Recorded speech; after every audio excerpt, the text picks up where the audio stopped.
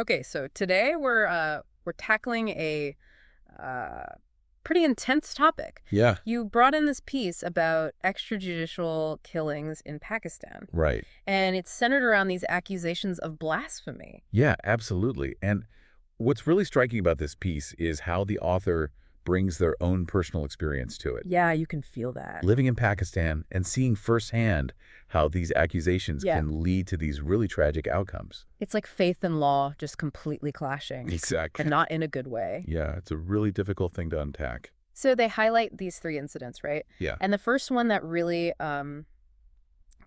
taught my attention was this man accused of blasphemy, and he was killed in jail before he even got a trial.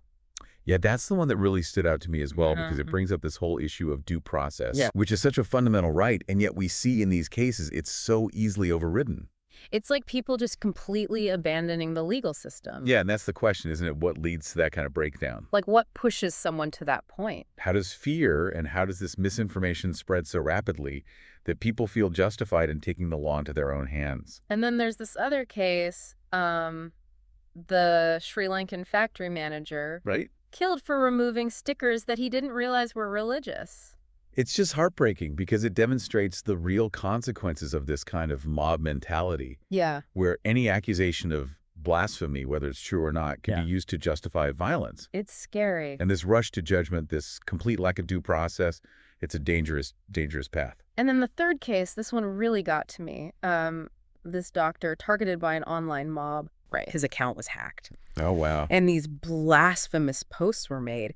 And he's pleading his innocence, but the damage is already done. Yeah, it shows you the power of misinformation, especially in the digital age. Yeah. How quickly things can spread online. And how it can have these very real-world consequences. Absolutely. Social media can be this breeding ground for these snap judgments and these calls to action without any real investigation or any verification. It's just this instant outrage machine. Yeah. So we've got these horrifying cases, but then the author takes it a step further and says, this extremism, this isn't true Islam.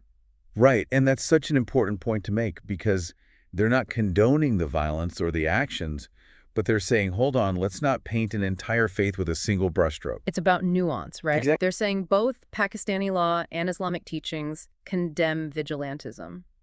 It's not about taking the law into your own hands, even in something as sensitive as blasphemy. Right. It's about understanding the law and the religion. And that's where I think the whole conversation about blasphemy laws and the potential for misuse comes in. It's a huge issue. Yeah, it's complex, it has global implications, and it's something that we need to be talking about. Absolutely. And then to really drive this point home, the author shares the story of this prominent religious scholar who's facing death threats Yeah.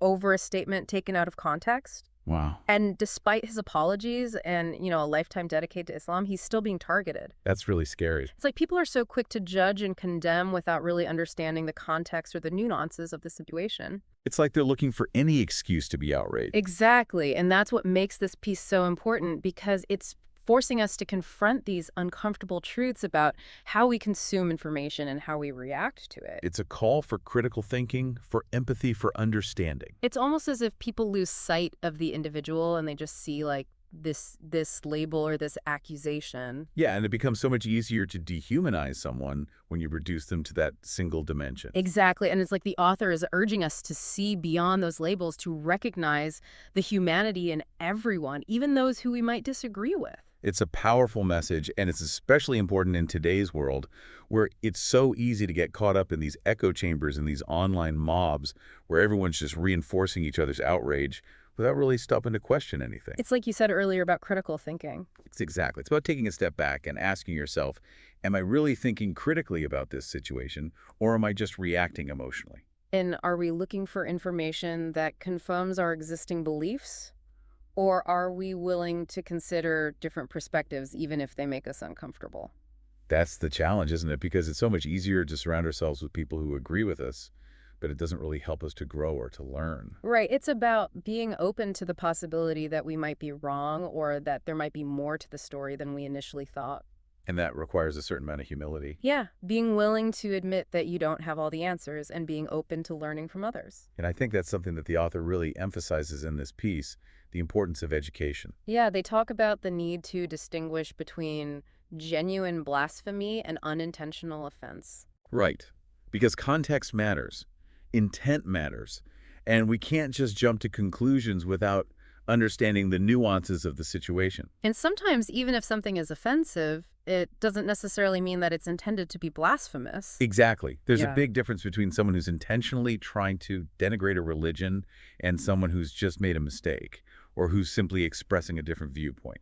And I think that's where the whole idea of freedom of speech comes into play. Right, because while it's important to protect religious freedom, it's also important to protect people's right to express their beliefs, even if those beliefs are controversial or unpopular. And that's a tough balance to strike. It is, but it's a conversation that we need to be having, especially in a world where we're constantly bombarded with information from all sides. So how do we do that? How do we encourage that kind of nuanced thinking and respectful dialogue when it comes to sensitive topics like religion? That's the million-dollar question, isn't it? It's tough though, right? Because like you said, we're constantly bombarded with information. Yeah, it's overwhelming.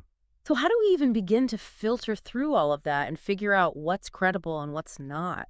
Well, and what's coming from a place of genuine concern and what's just trying to exploit the situation for clicks or for political gain. Right, because there's a lot of that going around too. Oh, absolutely. And I think that's where media literacy comes in. Being able to critically evaluate the information we're consuming. Exactly. Looking at the sources, considering the biases, understanding the motivations behind the message. And being willing to question our own assumptions. Because we all have them, whether we realize it or not. It's about being open to the possibility that we might not have the full picture.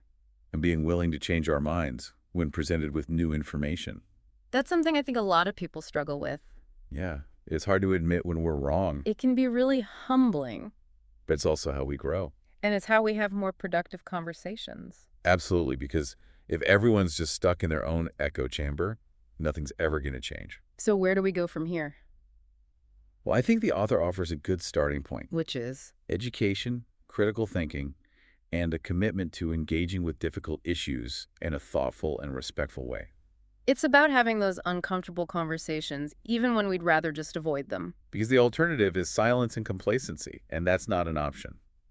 You know, this deep dive, it's been heavy, It has. but it's so necessary. It's a reminder that these issues, they're complex, they're nuanced, and there are no easy answers. But that doesn't mean we shouldn't be talking about them. Exactly. Yeah. In fact, it means we need to be talking about them more than ever. So thank you for bringing this piece to our attention. Of course. And so everyone listening, thank you for joining us on this deep dive. We hope it's given you some food for thought and maybe even inspired you to continue the conversation.